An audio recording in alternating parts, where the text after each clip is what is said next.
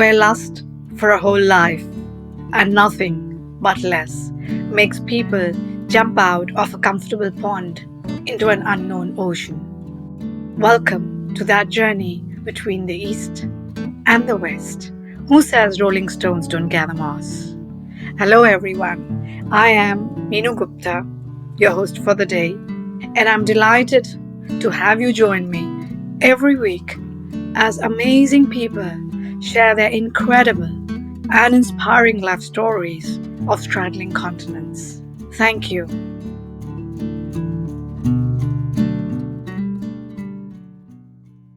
So, one day, a couple of years ago, the innovative social work of a German company caught my attention. This social startup called TipMe enables workers in global supply chains to directly gain an extra income by receiving a global tip. I was intrigued and dug a little further to discover young, dedicated, and passionate hearts behind this startup. Today, I take deep pleasure in introducing Helen Deacon, the CEO and co-founder of this amazing organization, which, in my terms, is servicing the plumbing line between the East and the West, keeping in mind that many brands in Western countries are also produced in the East and probably sometimes not in the East, could be in the South as well. So, Helen, first, thank you for joining me and taking the time. My first question to you would be, how did this organization happen and why and what went into it? Yeah, thanks, Meenu, for all your questions and for inviting me to your podcast. I'm really grateful to be here. And so the moment where TipMe started was actually interesting because my co-founder, Jonathan, he was like very young, but demonstrating against Primark. That was when the first Primark demonstration started. He had like leaflets in his hand saying like only 3% of what we pay for a t-shirt goes to the workers. So actually one of the people standing in the queue for Primark said like, okay, why can't I just pay like 30 cents on top? That would already double the income of this worker. And then Jonathan said like, okay, why don't we make it possible? We have like international payment providers. Everything is so globalized. Everyone has a smartphone. Like technological advancements are there to actually like create this connection. And then Jonathan started and I was very dedicated in general, everything related to social equality. So for me, it's ridiculous that we have so many resources in the planet, but we don't have everyone like having enough water, having enough food, having enough money to pay transportation, medicine, whatever they need. So when I got to know Jonathan and heard about the idea, I was just like, okay, wow, this is brilliant, because if we can create this connection, we're buying something every day, we're using something every day, we're drinking coffee, we're wearing a t-shirt. So if we can create this connection, and even if voluntarily, 30% decide to give like an extra euro every time they buy something, it's like a huge shift of global finances that can move towards from richer countries to countries where not everyone has like their basic needs fulfilled. So that was when I joined and said like, okay, let's do it. Can you tell us a little more about Primark? Many people may not be familiar. So Primark is like one of the very cheap fast fashion companies in Germany. They have many, I think they also they have a lot of shops everywhere around Europe, and it's crazy how cheap products are, like so cheap, like a t-shirt, €3, like it's incredible how they can produce it at that cost. And I think Shine is like the new one, which is like even cheaper or like the same level, but it's crazy how cheap some garments are being sold. And how do you think they are so cheap? I mean, they're producing so much in masses. So the piece per order is like getting so low. But I mean, there's also a power imbalance between factories and brands. So basically the brands are defining the prices, and that makes it very difficult for factories to charge the price they would need to also include fair labor, But like, it's a lot of factory hopping that many brands do. They just move to another country if it's cheaper, and that's very difficult for factories. In how many countries are you present? Is TipMe present currently? So we're a German company. We started in Germany, but obviously we are sending money to many workers in different countries. So we have the first project we started was in Pakistan. And we still have 2 projects in Pakistan, 2 factories getting money there. We have, I'll just say all the countries, that's easier. So we have Pakistan, Vietnam, Kenya, Ghana, Indonesia, India, Guatemala, Ecuador, and Brazil, and Ukraine. I think that's all. But I also have like part of my team in Rwanda in Africa. So I think the names that you mentioned are essentially mostly in the South America or East Asia or Asia. It's actually everywhere. We have Asia, we have Latin America, we have Africa, and Ukraine. But in general, like for me, it's a lot about social equality, but it's also about saying thank you, and saying gratitude to whoever made something for you. So it can also be like in a local context. And how do you manage the local resources at ground level in these countries? So we register all the workers individually. The brand tells us where they're producing. So then we have an intro from the factory. And then through the factory, we get all the personal data of the workers. And then we send the money directly to the bank accounts of the individual workers. And in some cases, mobile money accounts. In a few places, we also have cash distribution if like nothing else is working, because it's sad if they don't receive anything just because they don't have a mobile phone or a bank account. So it's the brands who are partners with your company, and then the other ones who are paying up, and the benefits are being accrued by the factories who are associated with them. So we have the brands who are partnering with us, and through their website, we're collecting the tips. They just connect me with the factory, and then the whole distribution topic I can manage with the factory, but the factory doesn't get the money. The money is directly sent to the workers. Okay. And have you personally been to these countries, the ones that you just named? I wish I've been to all, but I haven't. But I was in Pakistan twice, actually. So the first project that we did with a shoe brand called Athletic, 2019, and we visited the factory, and I had the privilege of going back and visiting the same factory and also another factory that we're working with, Pakistan, in another city. So it was very nice to be back and to travel again, and to visit all the workers who I've been in touch with the last 3 years. So that was very, very, very beautiful and moving for me. What I find very nice and heartwarming and good, just and fair is the fact that the products have a face behind them, and that face not only gains but also is big prominent. So the product is no longer faceless.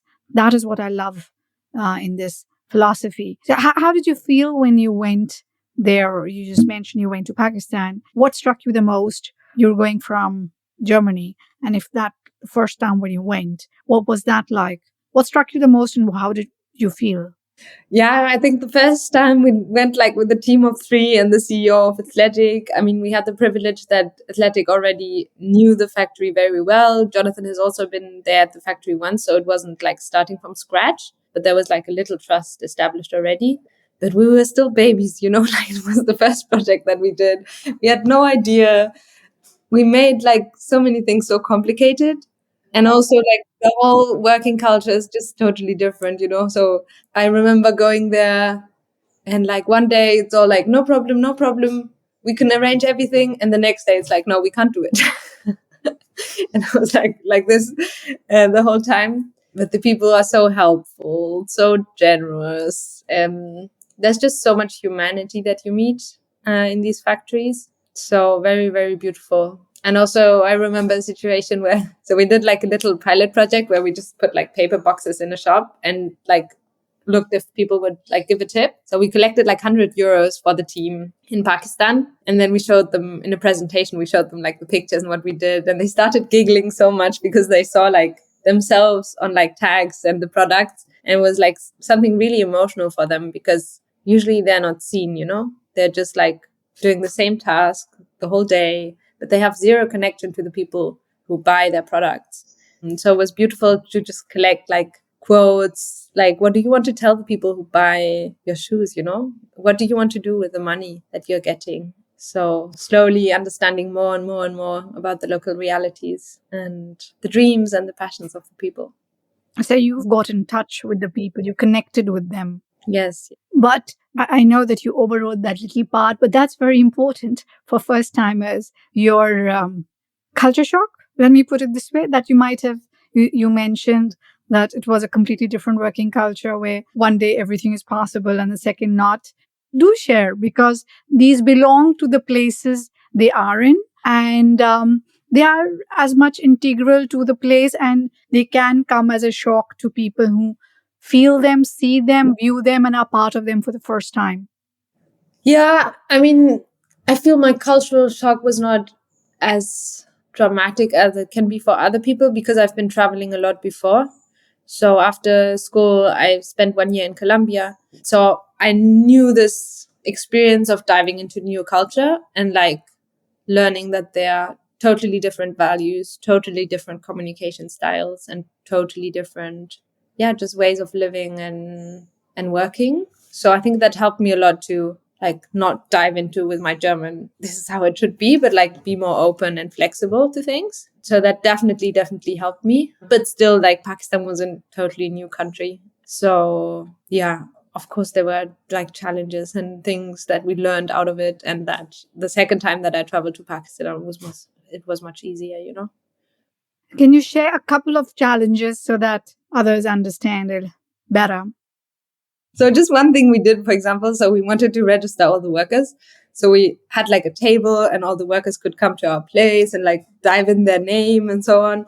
But like we basically also stopped the whole production process, you know? Like obviously always 10 people came out to write down the names and so on. But after like 1.5 days of registered people, the factory owner said like, we have this data, you know what? Why are you doing this? I can give you the data. So it just like, you know, we stopped the production process and like made everything super complicated for everyone. And in the end, we just had to be like patient to get whenever they wanted to share the data with us, to share it with us, you know? Also the same with like, I don't know, we just printed out like a confirmation for workers that we can use their pictures. And it was in English. And everyone said like, hey, we can't use this. Like, we don't understand anything. Obviously, like, you can't force someone to sign something in English if they don't understand it. But then we had to like print it again in Urdu, which was then again, like, we didn't know what was written there, you know? And then it's just like trust that it's fine, you know? Yeah, these are some of the things. And also, like, in the first time, we spent a lot of time in the factory. We were 3 people, and I remember us working so much the whole time. And we stayed like 2 weeks. And the second time I went to visit 3 factories in less time, and I managed to do everything that I needed, you know?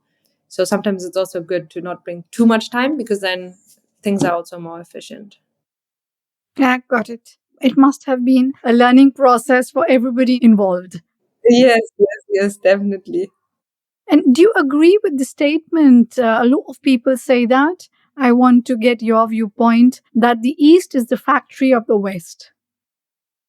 Well, I wish it wouldn't be like this, but I think the world is still very unequal, you know, with like companies producing, gaining most profits. And yes, we have many companies who do a lot in paying fair wages. But if we look at revenue sharing, there's still not so much happening, you know. But I also see a lot of companies moving their production to Europe to source more locally. I mean, the quote sounds very drastic. It has some truth in it. It's not the only truth. I think it's also a motor for employment and labor that's very much appreciated in these countries. And so just like leaving is also not the best solution. Because there is the fact still stands that since globalization happened, more and more production from Western countries has moved, let's say, to the East, to Africa, to Colombia, to South America, to many more places, largely because of costs, to keep down the costs. Now, in your viewpoint, in this era of globalized trade, what is the impact of production largely being outsourced to all these different countries? Yeah, I mean, there are a lot of external things that are outsourced and not paid for, you know, like there's no CO2 tax, there's no polluted water tax, there's no, like in Germany, we have different, in Europe, we have totally different labor rules than they exist in other countries. So a lot of the negative consequences are not being carried by the producing companies. That's precisely what I was coming to, the pollution and the low wages that you mentioned. And what, in your opinion, could be a solution for this to ensure there's more fairness? Because I had another guest who came in, also a very global citizen, actually, evinced the same opinion that the impact in terms of pollution, hazards, wages, etc., are being borne by those countries. However, yes, they gain in terms of employment, yes, but there are also a lot of times, like you mentioned, the names of two brands. I'm sure there are many more. I'm sure it's volumes as well, but I do know of companies from the East who've come to me and said, hey, listen, we are large factories, but we always feel that we are constantly being squeezed for price. And when we go and see our products in malls in Europe, we are shocked at the prices there. So there is no comparison between that price and the price they keep constantly asking us. In your opinion, what could be? It's a very big question I'm asking, I know. Possible solutions, because you are in the global supply chain. You've also seen at first hand, you've had the opportunity to connect with the people firsthand. So what could be your out of the box solution possible? No? That's like we're stuck in capitalism, and there are a lot of brands who like have in their DNA to be much more sustainable, to pay living wages. But this is still moving into like a green capitalism, you know? Like we're doing it right and well, so we need to have more revenue. But like if we look at the fashion industry, there are already so many clothes in the world, you know? Like we're producing more and more and more and more seasons and cheaper and more, and like the way we produce, many people produce, and the way many people still buy is just very toxic because it moves us away from ourselves. It's like you need to buy this to feel good and stay as long as you can on your phone, and it moves us away from ourselves. Yeah, I think there's no one size fits all solution, but I think for customers it's like really reflecting what do they need, what do they need, and can I also get that secondhand. For brands it's like how can they be the best and more sustainable and fairest company they can be, you know? What's like driving them? Is it just profit, or is it they want to be a pioneer, they want to be an example, they want to inspire other brands? We're, for example, a purpose company, so we can't be sold, and our profits are always reinvested into TipMe. So it's never about maximizing our revenue just for the sake of making more money. It's always like, how can we make revenue to have more impact, you know? And I think there are a lot of different economic models that go into that direction, be it B Corp, be it purpose companies. So I think there exist in the world several opportunities to do trade and to produce things differently. The big question is like do we want this, you know, and who wants this and who doesn't want this, because there are also people profiting from the current economic system with all its inequalities. True. And the question then comes, as you rightly pointed out, there are the main people involved in the balance, or main entities would be the consumer and the producer. And so it requires transformation or change on both, from both sides, from the producer as well as the consumer, on reflection, on buying behavior, etc.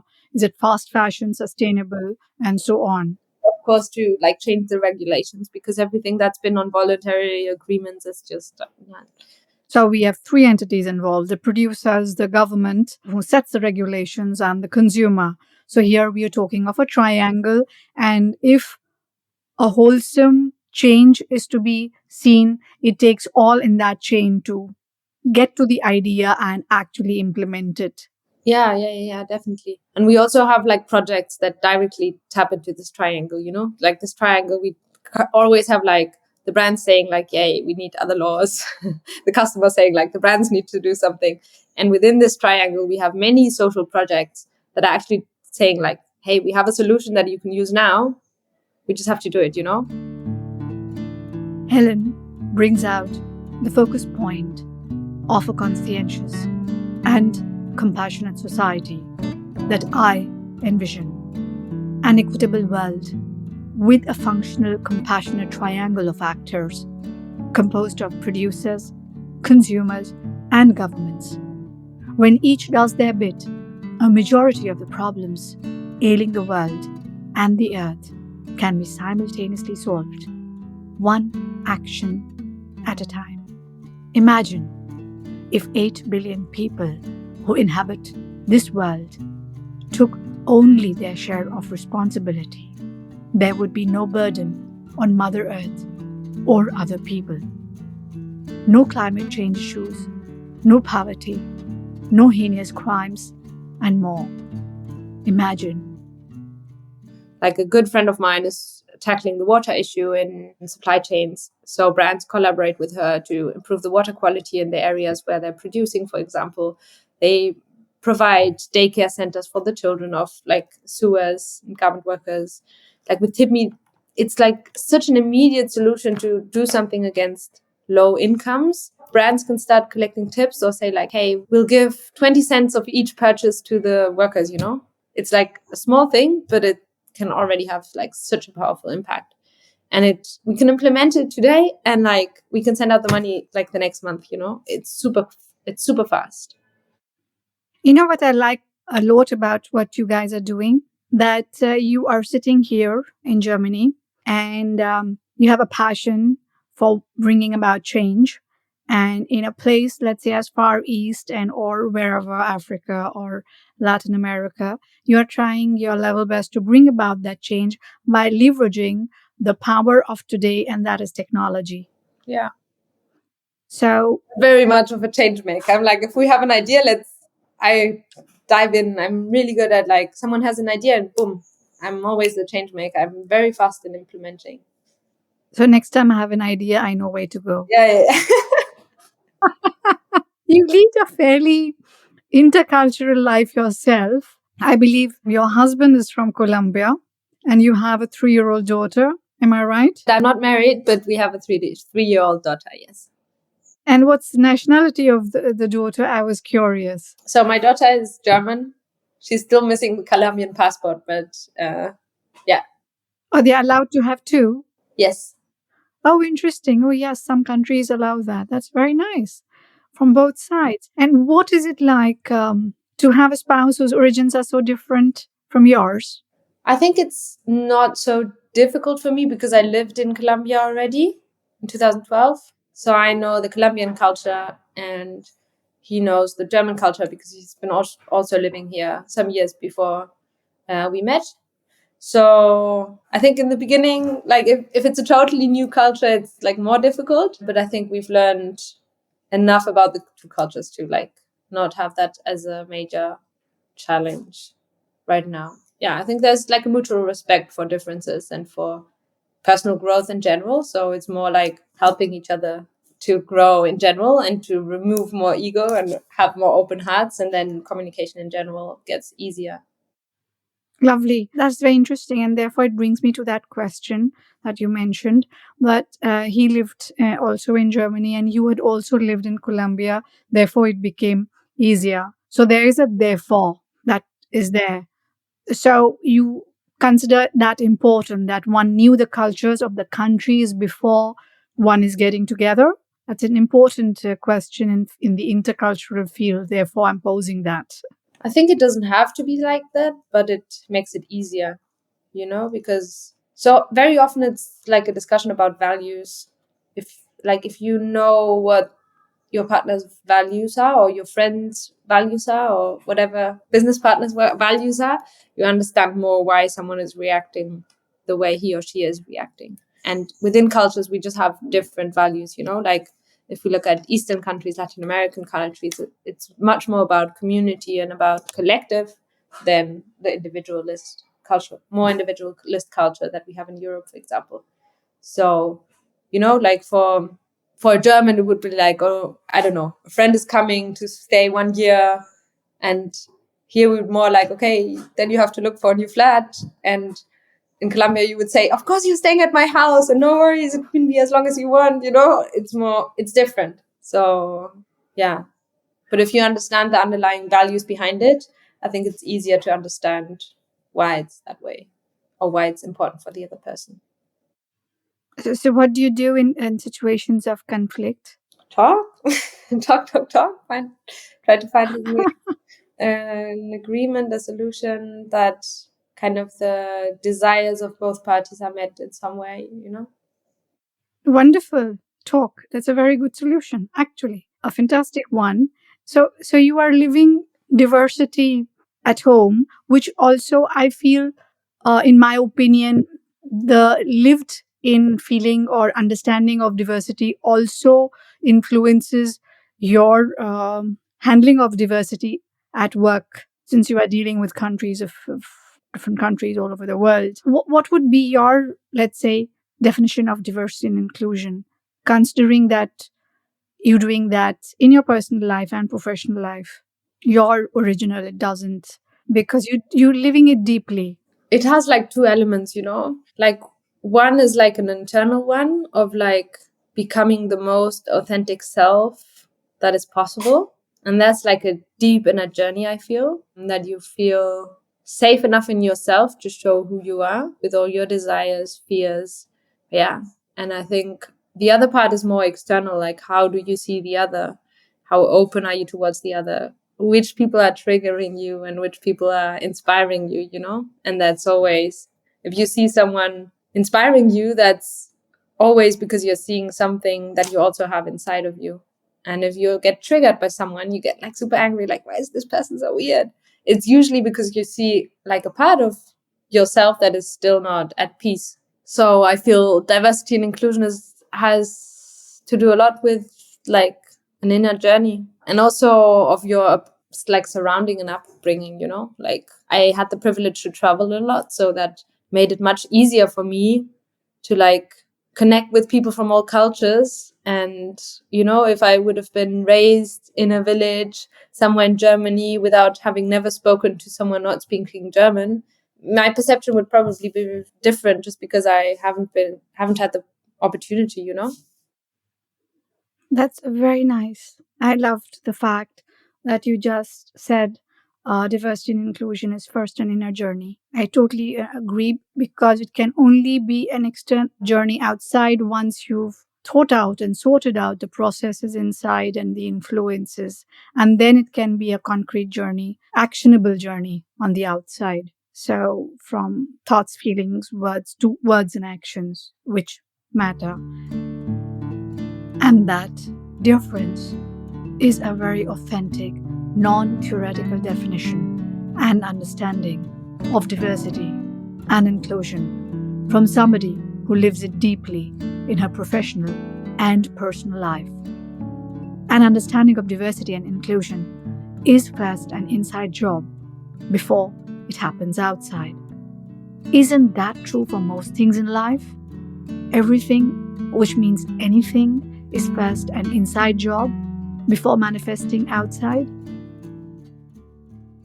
I loved your answer. And before we sign off, what do you think is the message you would like to leave the listeners and the audience of the series Between the East and the West?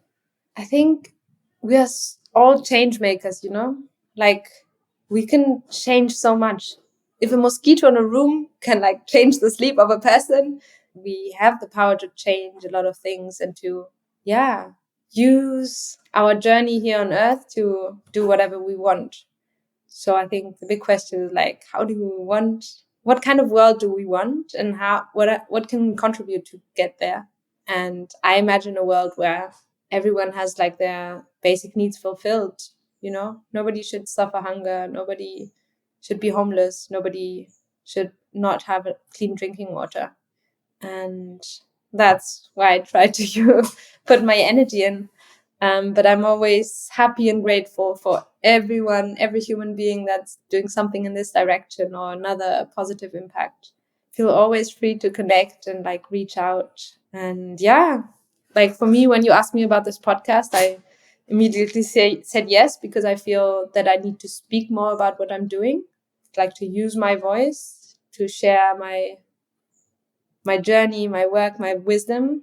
And I had a lot of responses of people just like Googling tip me, sending 200 euros via PayPal to the garment workers directly.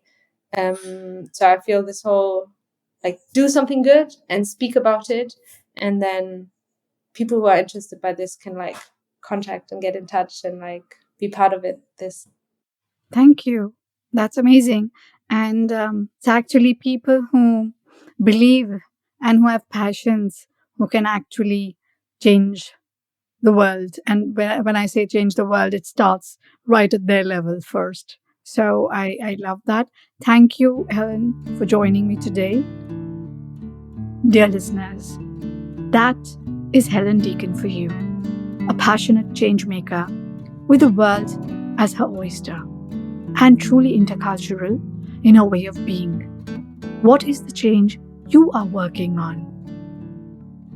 Thank you for listening to the series Between the East and the West. Do subscribe to the channels mentioned on the site in case, of course, you liked what you heard. I am Meenu Gupta, the host of the series, and I'll be looking forward to your comments. We love feedback. Thank you once again. Namaste and bye-bye.